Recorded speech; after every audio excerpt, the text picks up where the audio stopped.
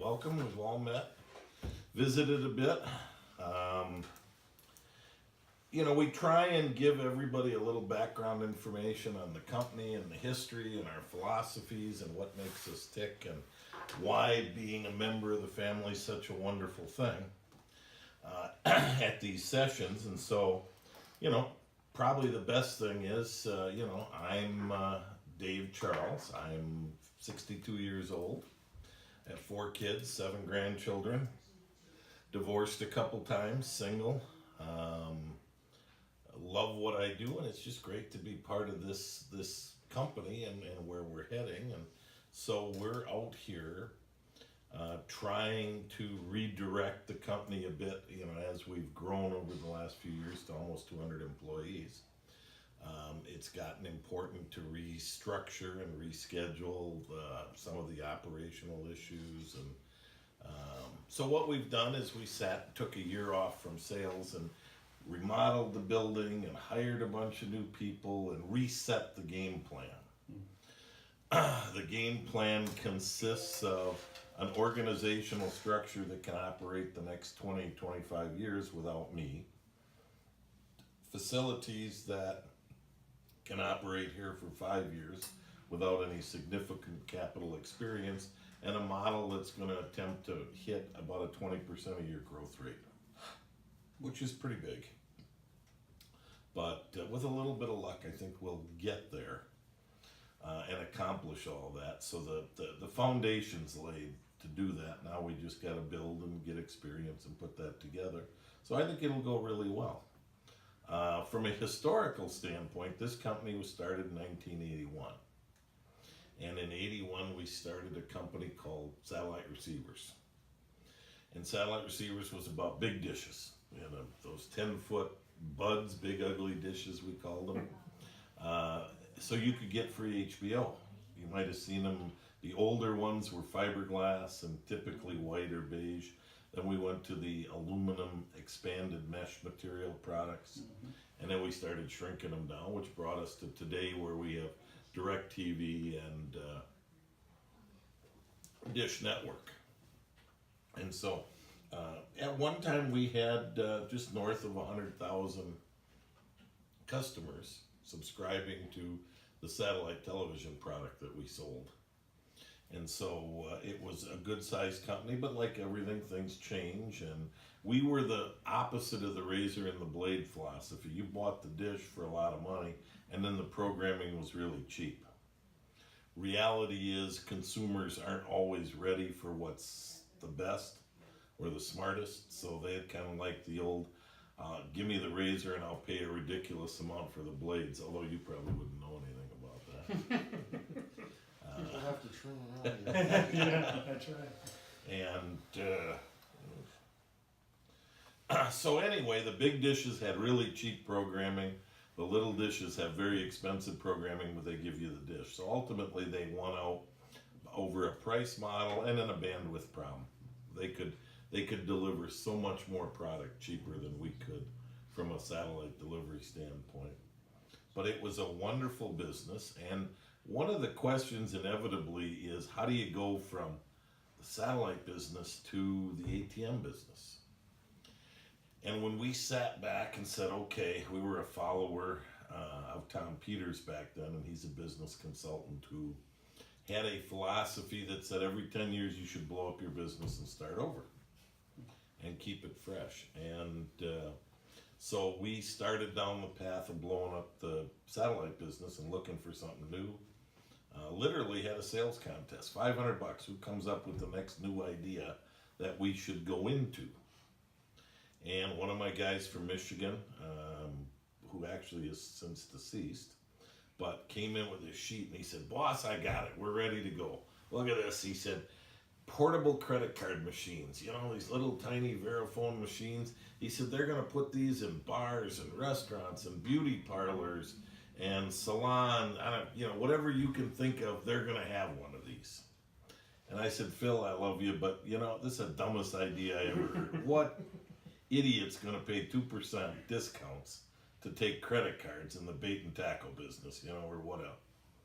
Okay, so he left it lay there and off he went. And the next day or that evening, I don't remember, I was looking at it. On the back of it said, charge customers $1 to get money out of their savings accounts, own your own ATMs.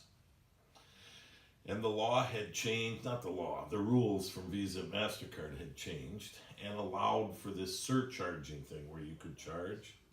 So I saw the ad, and much like the satellite business when we started, went down to Texas, met with them, looked at it. Good fortune that we had, the president of the company then was a Madison grad, so we got along, bought 5 of their machines, and we were in the ATM business. But in between there was this whole conversation that said, if we're going to go from the satellite business to this, there's got to be a conduit. There's got to be a commonality of needs and requirements for the company to make this transition. So one would typically say there can't possibly be anything in common with a satellite dish company and an ATM company. Can you think of anything?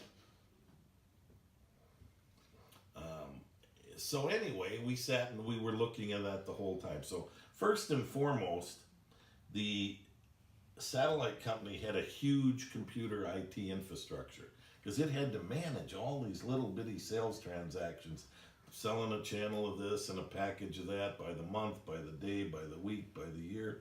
So it was a fairly complicated package. We had these big old IBM computers, and we had in-house code writers and all this cool stuff for computers. And we found out that as we looked at the ATM business, we had to have a crap pot full of, IT guys and computers and to move all these transactions around, which kind of bode well for what we were doing.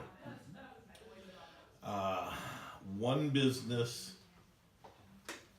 generated a lot of cash because we sold that programming as far as a year in advance. So we were always positive on cash. We had a lot of cash in the bank. And interestingly enough, the ATM business was like the opposite. It sucked up cash like a Hoover, You couldn't get enough cash into this thing. And so those two fit together pretty well. Then we looked at, who's going to fix all the parts and pieces that break on these ATMs. Well, in the satellite business, we had all these little receivers and jack arms and antennas and a lot of mechanical parts. And when they broke, we brought them back in and fixed. So we had 6-8 techs in the back fixing this stuff. Board's a board, box is a box, right? So we moved those over. Then in that business, we had a company called Town and Country Cable, where we put in satellite dishes for people, leased them, ran them, maintained them. And we had, at one time 100 field service guys that put them in, took care of them, fixed them, did all this stuff.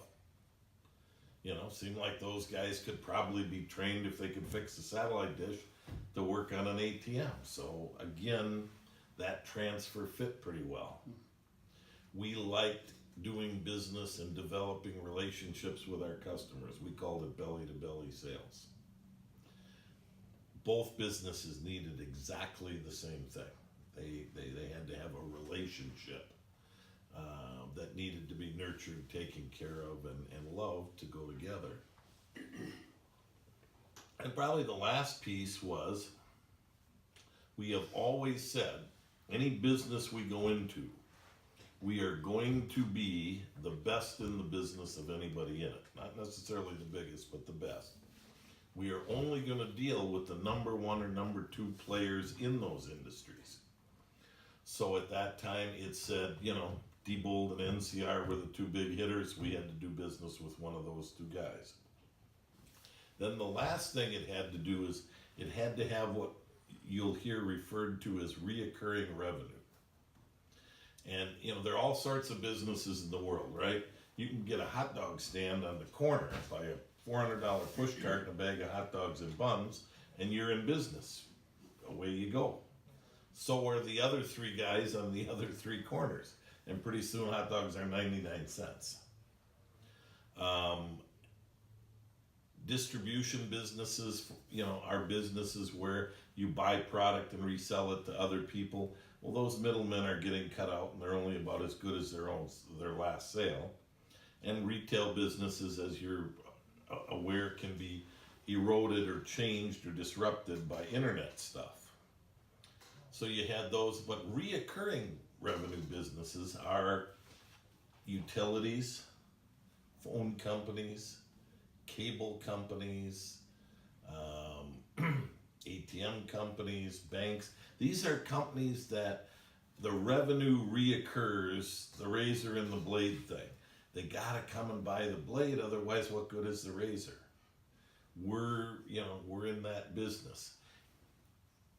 Tonight at 6 o'clock, when the service map is quiet and everybody's home and everybody here is gone, we're gonna make as much money from 7 o'clock tonight until 7 tomorrow morning than we did 7 o'clock during the day to 7 when everybody was here. That revenue keeps reoccurring day in and day out. If we did nothing but keep the computers alive, we could probably stay in business for 2-3 years. So that's what reoccurring is, the rev. Now the good news is they're very profitable businesses. The bad news is they're expensive as hell. You know, you got to put all the money in the front end, training people, service people, parts, ATMs, cash, all that stuff. But it's good to know, and it's great for you guys, because if you look back, you will see some of the best careers and jobs in most areas have been in those companies. You know, it was always the telephone repair guy was the highest paid service guy in town, followed maybe by the cable guy. Working for the electric utility was pretty much a laydown. Getting a job at a bank was pretty good. Any of those companies that had that reoccurring, where they were stable, profitable companies. And if a company doesn't make money, don't work for them. The job's not worth it, because something will happen. And so, anyway, that's what put all that together, and all those pieces that we just talked about fit naturally into the ATM business. We have to sell them, install them, fix them, take care of them, bring the parts back, have this huge computer system to process. You know, if you think about it, we're processing over 15 million transactions a month. In a year's time, we'll chew through $14 billion. That's a lot of cash velocity that all this stuff has to handle.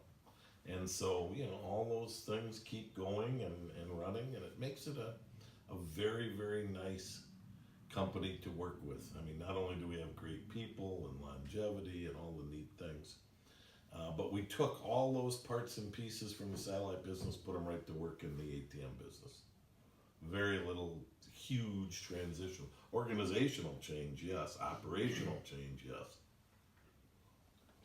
But not a whole lot of, difference in the core business. So here we are, 81 to 18, or 98 to 18, coming up on 20 years. And it's really gotten to be a very, very nice business. And so now we're expanding and changing. We got into the air business with digital pay air products, with the Revolution Air and XL products.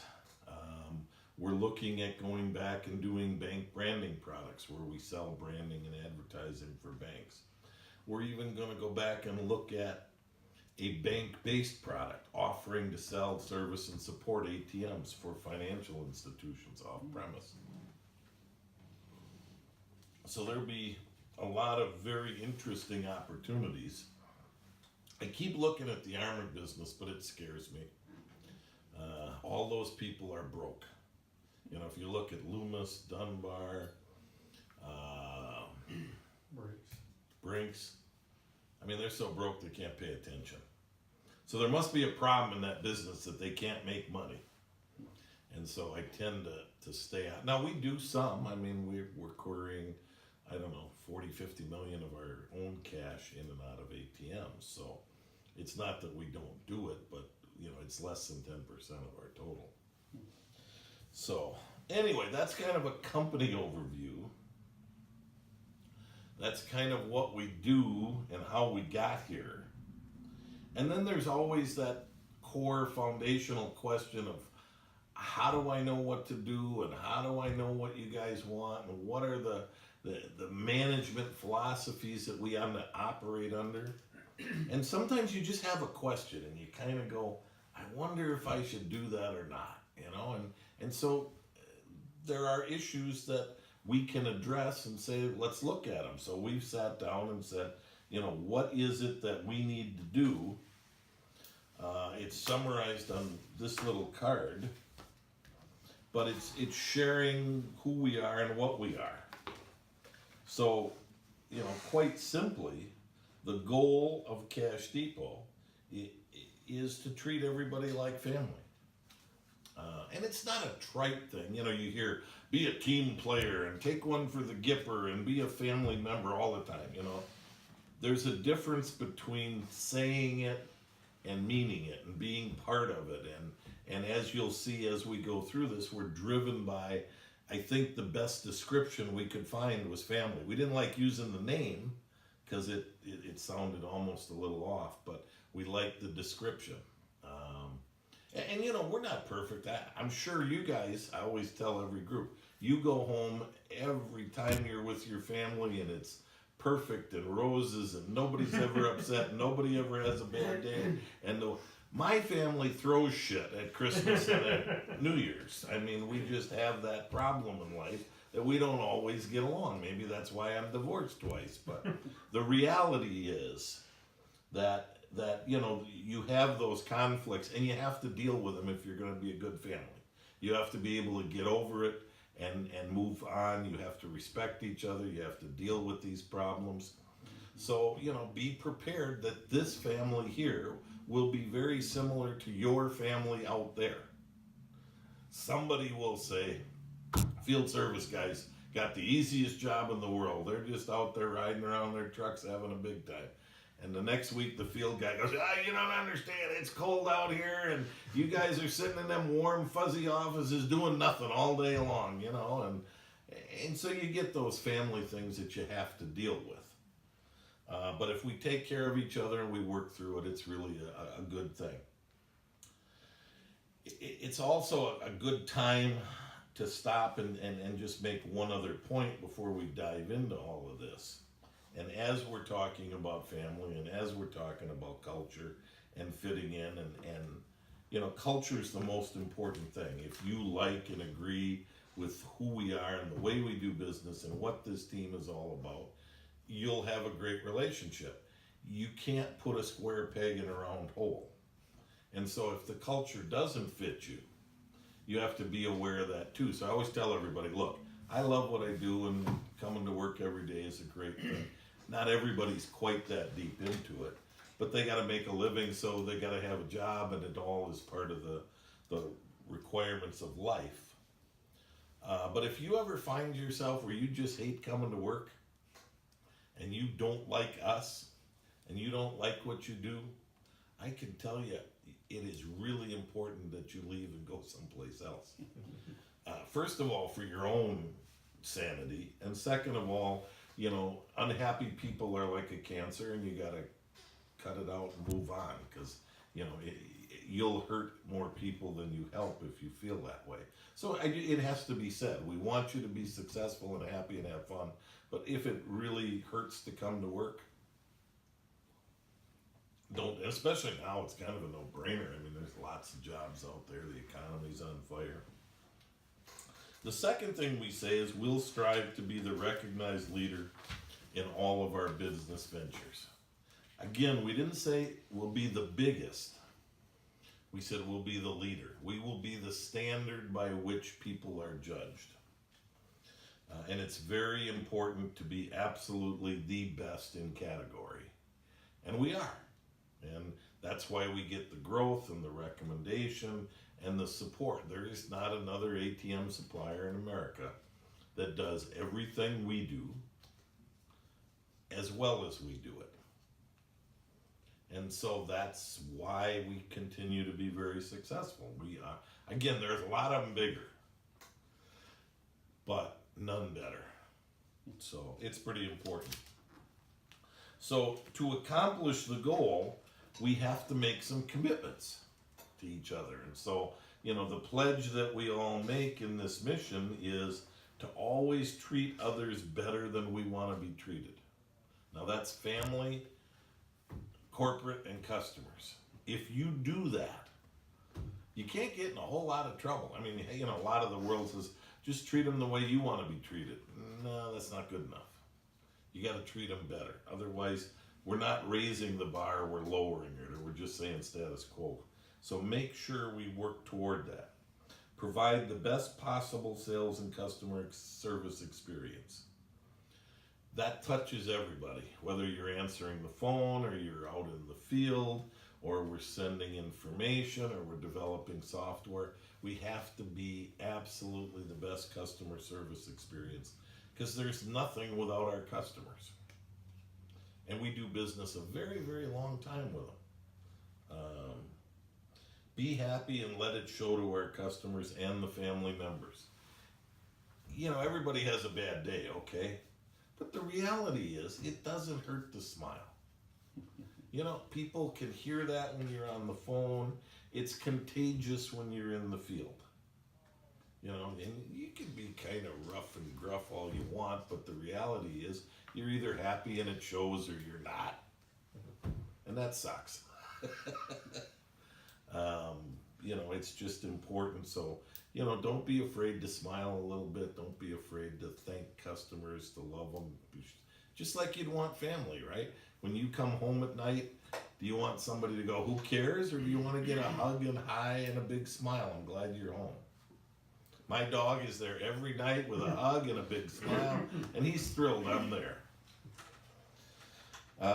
Create security and opportunity in a diverse work environment, which promotes trust, mutual respect amongst the family members. That's a big statement. It's hard to do. It's a constant battle. But if we respect each other, we'll get respect back. Respect is not, you know, it's earned. It is not given. So if you think anybody respects you the day you walk in the door, the answer is no. And if you have to have that, you probably ought to leave. But you can earn it, and every time you give somebody respect, they'll give you respect, and it'll continue to build and snowball. So it's a very good thing. Do everything better, safer, faster, and at a lower cost. You know, we've been very fortunate and been mentored by companies that understand how to do this. And it can come together. We can start by saying safer. First of all, we can't replace you. If you get hurt or killed, we can't replace you. So safety is always first. Faster, more efficient, those things. We've been working with Walmart forever and a day, and they have taught us that you can do things faster and at a lower cost than most. But we also work with Quick Trip that says you can do that in an environment and still keep the customer first. So if we put the pieces together, it works. To maintain constant profitability is a means to future growth and success. Never be embarrassed about working for a profitable company. Never be embarrassed about being a profitable company. When I meet with our customers and I work, I tell them every day, I got 200 people that have to be fed and taken care of, and their children and their wives and their grandmothers and whoever they have to take care of. They're part of our extended family, and they have to make a living. So if you can't make a good living and be secure and get all these things, there's no point in us doing this. It doesn't work. And so that comes from profitability. If we don't make money, we can't take care of each other. It's also a good time to mention and just touch on, has everybody gone through and looked at the profit sharing program? We've been told about it. What'd they tell you? You gave away $1 million something last year, divided by Oh, that's a good memory. Kind of 1.6. the something thing. There you go. 1.6 at a Christmas party, I guess. You got 3 buckets. 15% of the last year's profit was given. That's the across important the- piece. Yeah.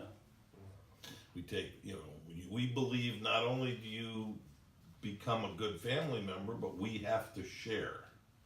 what we make. But by the way, it's not all just out of the kindness of heart. It is to make you part of the family and responsible.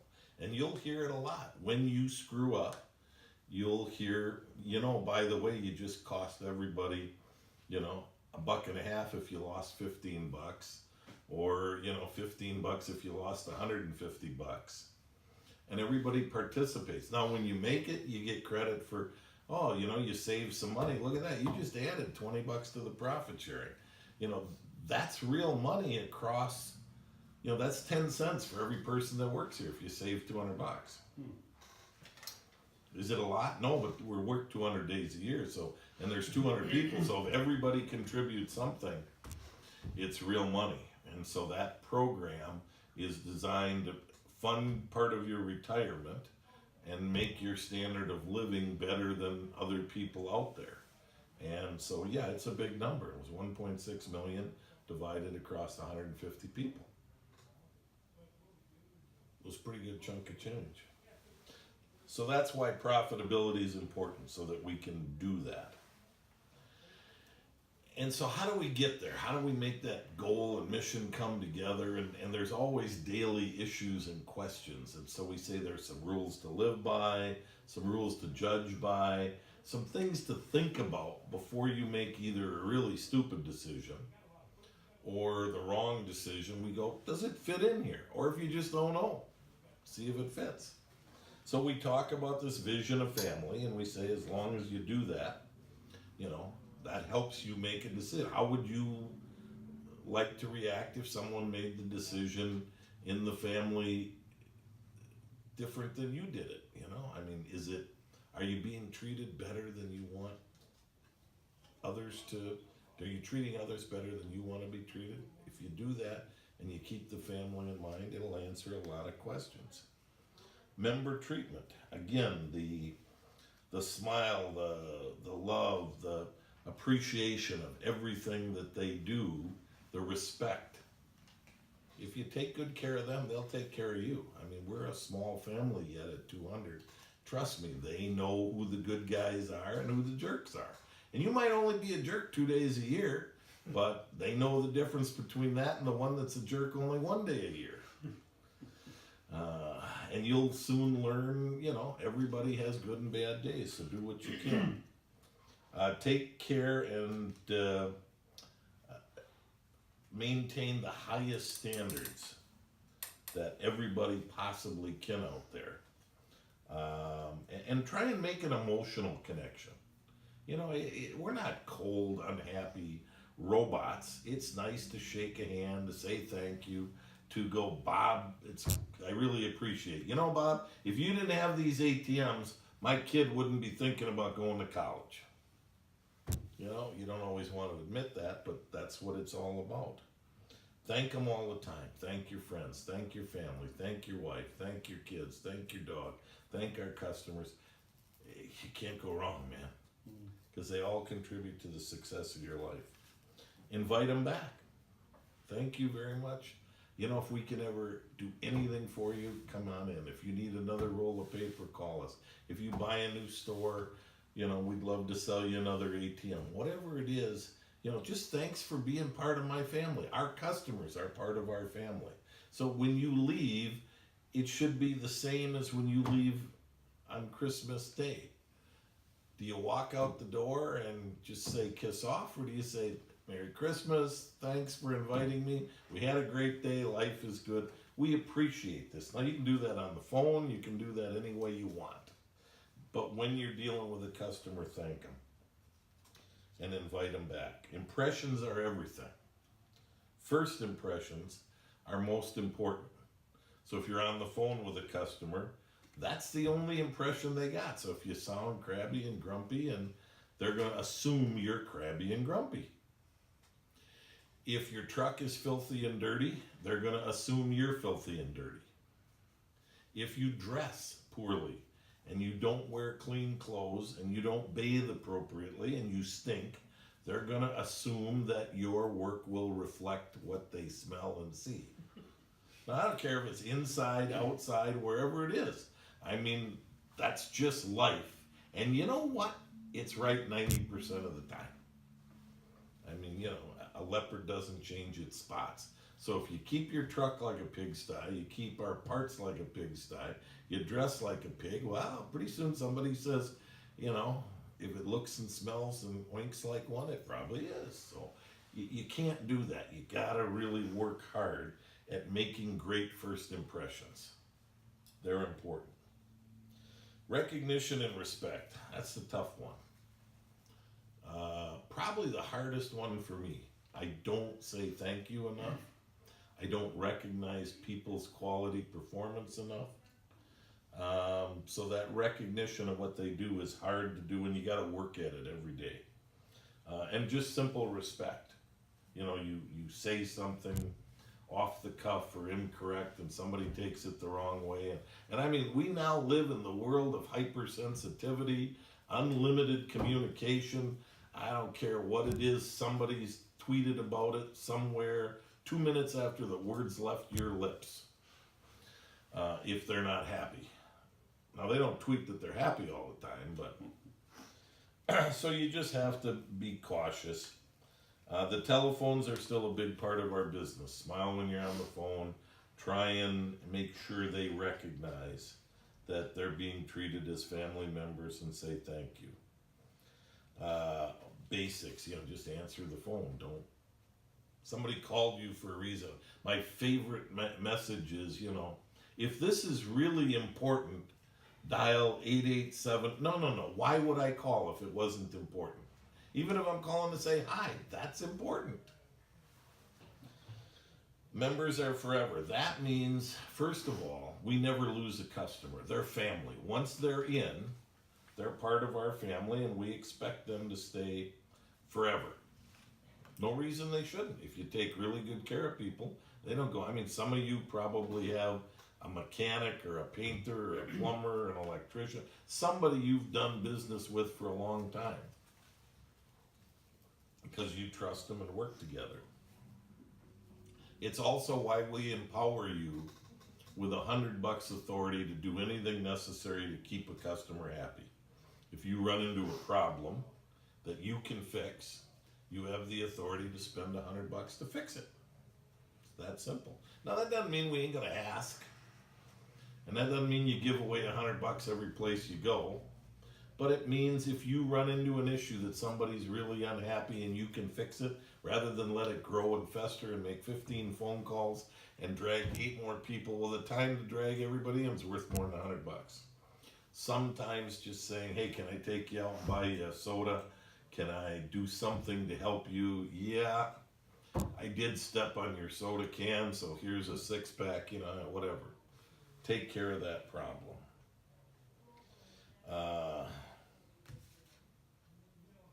Cleanliness and godliness, they always go together. Owning the request is really important. Anybody comes to you and says, can you answer this? Can you help me? Can you do this? It's now yours. Now you may say, I don't do billing, or I don't do this, or I don't do that. I will get you hooked up with the person who will help you. And not only do you have an obligation to help them get hooked up, you have an obligation to follow up and make sure they're happy. Because anytime a customer ever gets to me, the first question I ask is, who's the first person you spoke to about this? Oh, you know, and then of course, you know, you can call somebody and they go, oh, well, it wasn't my department, it wasn't my job, it was, no. The first asked truant is the guy who took it and didn't take the time to talk to that person again and say, did you get what you wanted? Are you satisfied with everything we did? I own your request, and it will belong to me until you say you are happy. And that's the way we do it. So it's not usually the second person that's in trouble if it don't go right.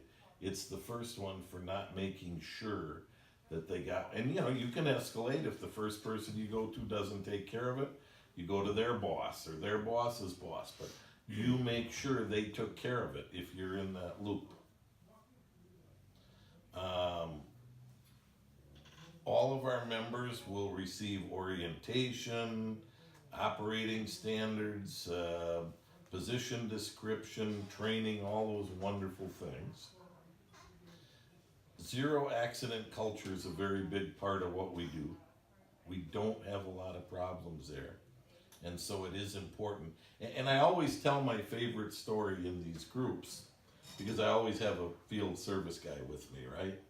And I go, I'm always amazed when I run my quarterly driver's license report that some guy has a speeding ticket. Now, if you think about that for a minute, getting a speeding ticket when you're getting paid by the hour, there's only one word that can describe that. And it begins with a D and ends with a B. Don't take chances. Don't practice risky behaviors. 60% of your life is going to be driving.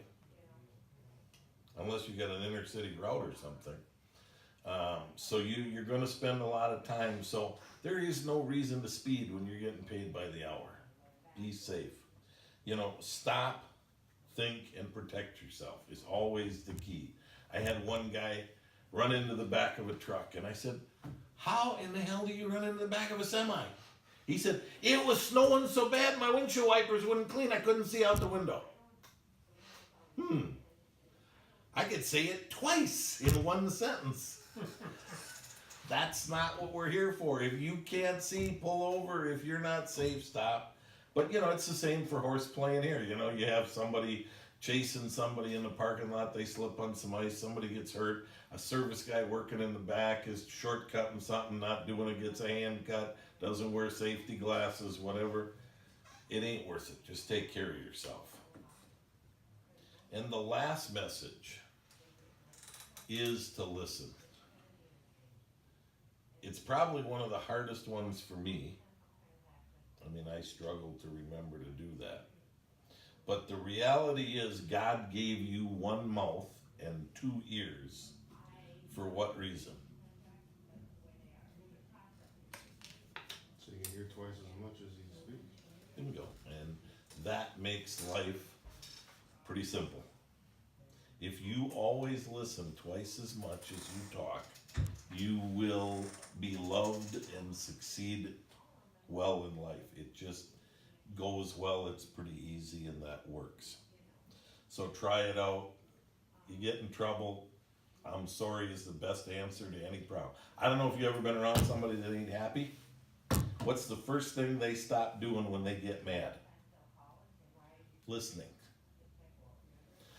So that's really important to put that together and make that happen. So if you can do that, that's just great. But I don't know what else I can do to give you a little background or Any questions help for me? answer questions, but I'm here. Tell me what I can do.